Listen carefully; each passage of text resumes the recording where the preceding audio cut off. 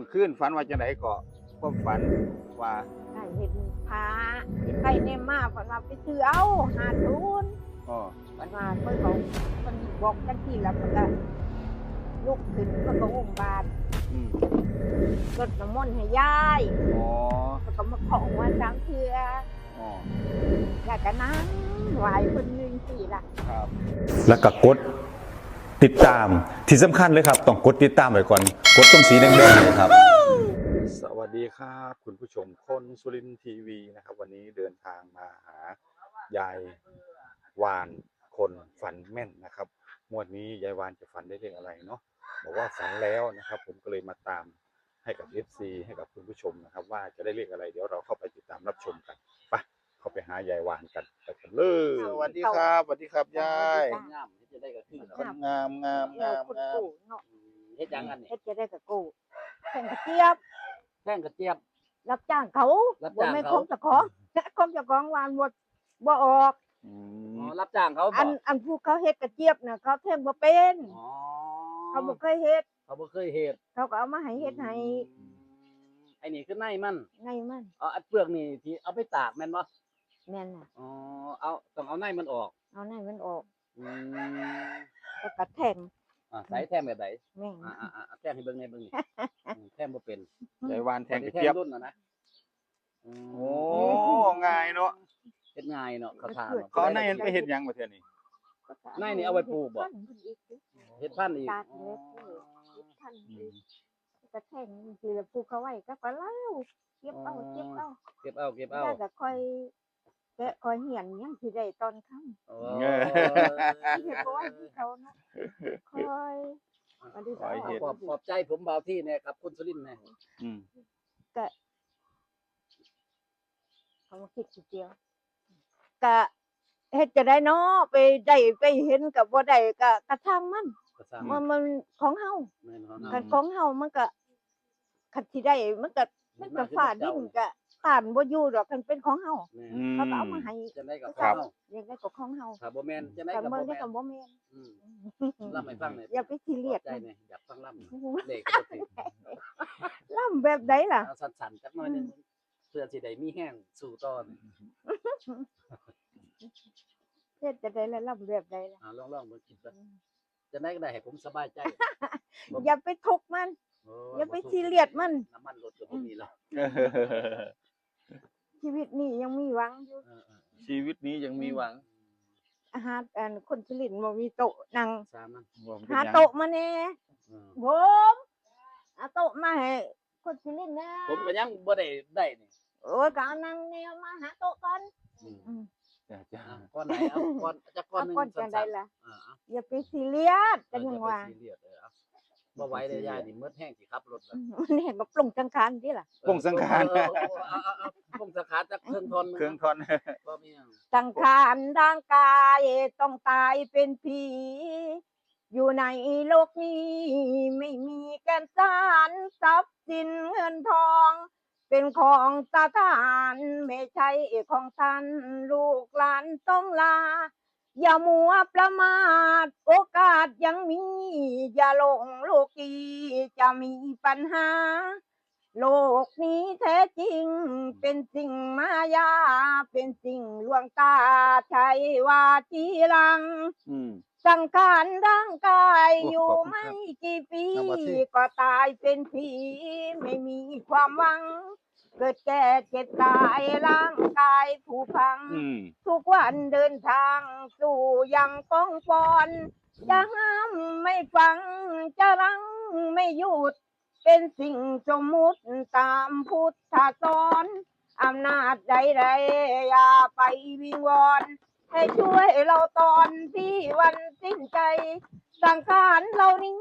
เป็นที่สังเวชมันเป็นสาเหตุ สังเก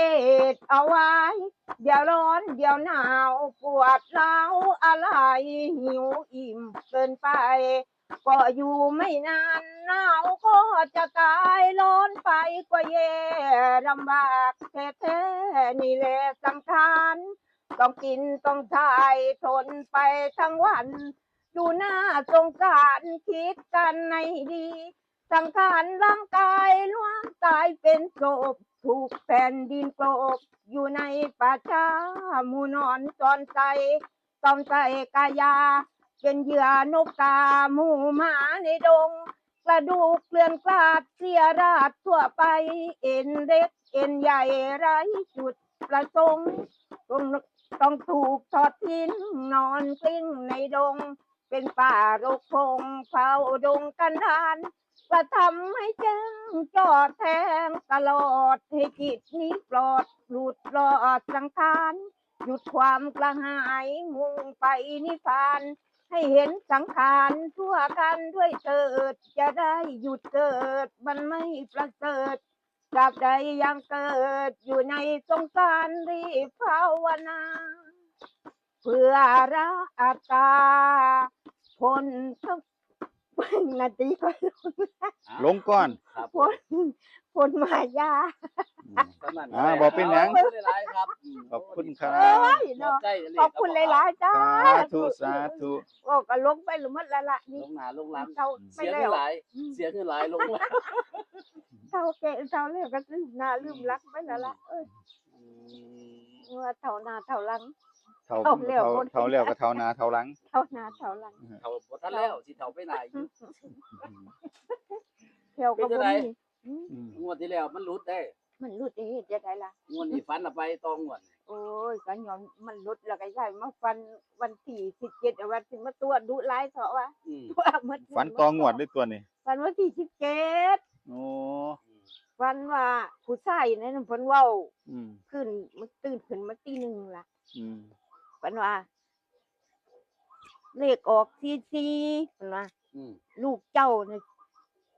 ลูกอยู่กรุงเทพพุ่น อืม อืม เพราะว่าลูกเจ้าน่ะซื้อไปแล้ว2,000เพิ่นว่า อืม อยากก็เลยหูมาขึ้นมันก็ตื่นขึ้นมามันก็มันว่าแต่เรื่องจริงนะมันเป็นความฝันเกิน อืม คิดไปคิดมาฝันเกินเพิ่นว่าเลขมันออกแล้ว44 อืม แต่ลูกเจ้าซื้อไปแล้ว2,000เพิ่นว่า อืม ซื้อไปแล้ว 2,000 ซื้อแล้ว2,000เพิ่นว่าขึ้นว่าจะเป็นความจริง เออ เลยขึ้นเอ้ามันมาบอกยังเลขออก44เพิ่นว่า แล้วเลขมันออกไปแล้ววันที่17ลูก เสียงผู้ใดเว้า เสียงคนผู้ชายไหม ผู้ชายคนเก่านี่ คนที่มันบอกสุดเพิ่นว่ายังไงล่ะลงแล้วล่ะนี่ ถือบ่มื้อนั้นฮะ มันถึกอยู่เลย ถือจะแม่นบ่ มันทั้งผู้ชายผู้หญิงเนี่ยเพิ่นเว้าสุดใดละสุดเพิ่นว่า56บ่แล้วสุดใดนั่นล่ะก็หลงไปแล้วล่ะ เออ ลืมหน้าลืมหลังน่ะ แต่ ยาย ว่าจำได้ว่าเสียงผู้ชายนี่ จ้ะ เคยบอกถือแล้วแม่นบ่ คือ อืม ถืออยู่ เลขมาออกแล้ว44 เพิ่นว่า ลูกชายซื้อไว้แล้ว 2,000 เพิ่นว่าลูกอยู่กรุงเทพนี่ซื้อไว้แล้ว 2,000เพิ่นว่าแต่ยายก็ว่าแต่ความจริงเนาะก็ลุกขึ้นก็คิดเบิ่งทำร้านมันนอนอยู่ มันลุกก่อนตีเท่าไหร่ตีหนึงเพิ่นว่า อืม ยายฟันก็นี่คิดก็บ่บอกไผดอก ก็เลยนั่งคิด นั่นคือ นั่งขึ้นแล้วก็นอนต่อน อนต่ออีก ก็บ่ฟันดอกมาฟันเมื่อคืนแหม เมื่อคืนอีก มาฟันเมื่อคืน ว่าจังไดล่ะ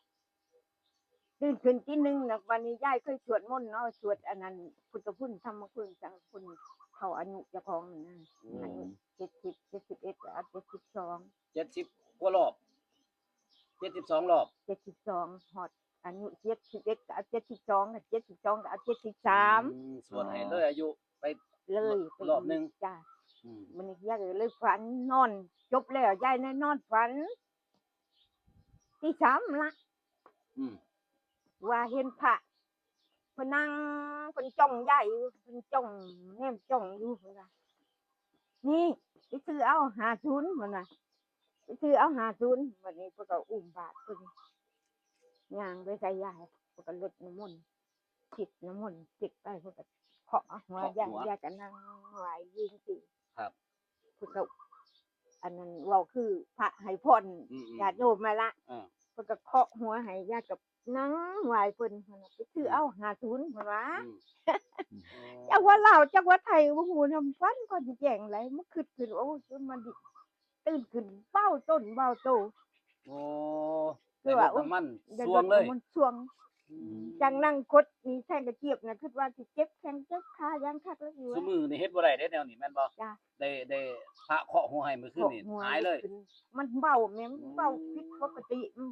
มันเบาต้นเบาโต อืม ให้สุขให้สุขให้โรคให้ไฟบ่ว่า อืม เพิ่นว่าไปซื้อเอา7อันนี้50มาน่ะ 50 เพิ่นบอกจังซี่เพิ่นก็อุ้มบาตรย่าง อืม เพิ่นก็เว้าคำอวยพรให้น่ะ อืม คิดไป 10 มันตีหัวใหญ่นะครับ ปักเครื่องเสือตามเสื ไป อให ซื้อ ญ่ เอาเพิ่นว่า นั่งไปซื้อเอาเพิ่นบอกเล่าบ่ว่า เพิ่นบอกว่าให้ไปซื้อเอา50 50 เลข3ตัวได้บ่ อยากกันเลยว่าพระ28 50บ่ยายว่าจักเนาะ งวดที่แล้วฝันได้580ยายจันมาบอก ก็ออกไปแล้วเนาะออก ออกอยู่ วันมื้อนั้นเด้ออก ล เล่า อ๋อ เรา80มื้อนั้นนั้น อืม สิกลับมาหาที่นั้น เออๆทีนี้เมื่อคืนนี่มาบอกว่า50 50 แต่ว่าถ้าเป็นเลข3ตัวนี่ยายบอกว่า850 แต่50แล้ว พระนี่คือ8 อืม ว่า8 พระนาม8 ครับพระน้ำ8850 ตื่นขึ้น แล้วก็50 แล้วก็50 เขาฟันดีใช่ป่ะ ฝันดี ร เนาะ ดน้ำมนต์ มันบ่น่าเชื่อได้พอพระเคาะหัวให้เมื่อคืนนี่ลุกขึ้นมาในโลงเลย โล่งเบา เบาตัวเบาตนไปเลย เบาต้นเบาโตมันเคยเป็นจังซี่นะยายแต่ก่อนน่ะไปตั้งน้ำสั่งเนาะ อืม ตั้งน้ำสั่งโยงขึ้นนะไอ้แอวนี่มันสิดังปึ้ง อืม อันนี้ก็เจ็บหันทางนั้นก็บ่ได้หันทางนี้ก็บ่ได้เจ็บเฮ็ดจังซี่ก็บ่ได้ เออ เจ็บ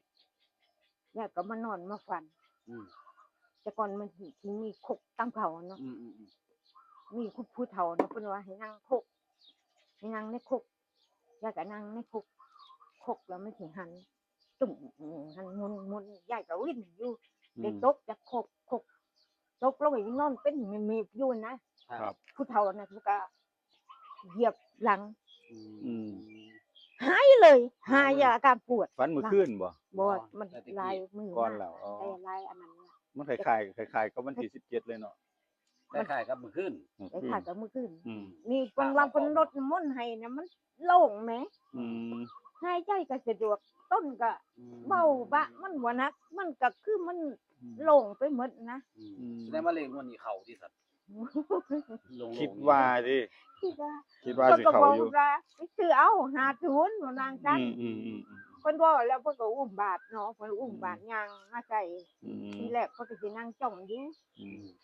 นี่เพิ่นว่าไปซื้อเอา50อุ้มบาทไปแล้ว แต่ฟันจังซี่นี่มักสิออกเด้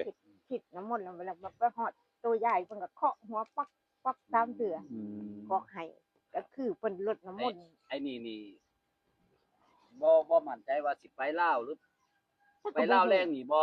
ก็บ่ฮู้ หรือว่าสิไปไทย หรือสิไปไทยก็บ่ฮู้ อันนี้เฮาบ่ฮู้เนาะ อืม ก็ถ้าท่านใดมักในเรื่องของการเสี่ยงโชคเสี่ยงดวงเนาะคุณสุรินทร์เนาะ ครับ ก็เอาไปก่อนก็ได้ อืม ตามที่ฮอดรัฐบาลไทยเหลืออีกตั้งหลายมื้อเนาะ อืมแต่อย่าไปหลงรัฐบาลไทยเด้อ นะครับอย่าไป บอก ที่ลาว ตัวนวด ออก เออได้ก็งวดได้เสียอยู่ ได้ตัวงวดเนาะครับ ผม2ช่องก็มามื้อนี้ ครับ นะครับก็ต้องขอบคุณยายว่านเนาะ มา ที่ จัง มา ซั่ บ น อกความ มาแต่ ฝัน เช้ามืด อืมมาบอกความฝันเลยครับแบ่งปันตัวเลขมีหยังฮอด FC นะครับยาย ก็ให้ FC บ่าวที่บ่าวจุลินทร์เนี่ย ครับ ให้มันๆเฮงๆปังๆเด้อ ครับ หยิบลอตเตอรี่ตัวใดก็ขอให้ถูกเนาะ ก็มักกะ อืม นิดๆน้อยๆคันบ่มักกะผ่านไปจังได๋ก็ให้โชคให้มันเงินเต็มกระเป๋าทุกผู้ทุกคนจกทงใดก็มีแต่เงินจกไปทงใดมีแต่แบงค์พัน โอ้สาธุสา ให้ ธุ มัน สาธุ เฮง ครับ ๆปังๆมีแต่รวยกับรวย สาธุ อ่า ยาย ขอบคุณครับ ขอบคุณครับ อืม เอ้า โซ่ตัวเลขพี่ล่ะ โอ้ย ยายโซ่ตัวเลขแน่อ่า จักสิได้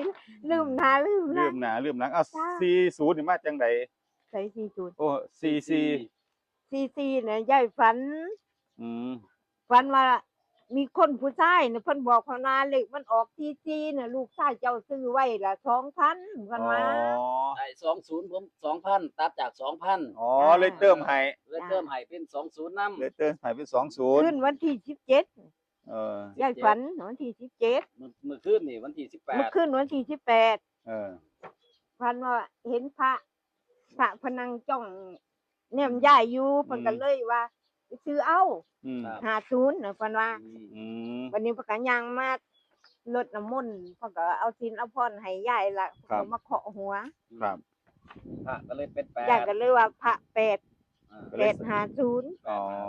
จ้า ครับผม แล้วก็50เนาะยายเนาะ จ้า ครับ ให้มันเฮงๆปังๆ หันตุ้งๆให้ผมแหน่เพิ่มครับผมครับ